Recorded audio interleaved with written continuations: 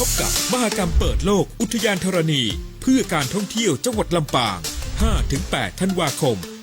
2567 นี้ เวลา 9 นาฬิกาถึง 22 นาฬิกา ในงานพบกับโชว์ลำปางมหานครแห่งโลกดึกดำบรรพ์ด้วยเทคนิคแมปปิ้งครั้งแรกในลำปาง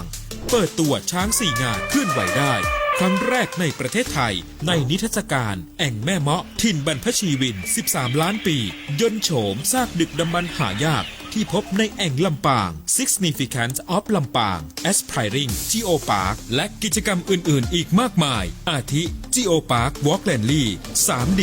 Dino Theater Dino Go in the Dark มงกุฎไดโนเสาร์เรืองแสงและช็อปชิมฟินกับ Geo Market แล้วพบกัน 5-8 ธันวาคมนี้ณพิพิธภัณฑ์ธรณีวิทยาลำปางอำเภอเกาะข่าจังหวัดลำปาง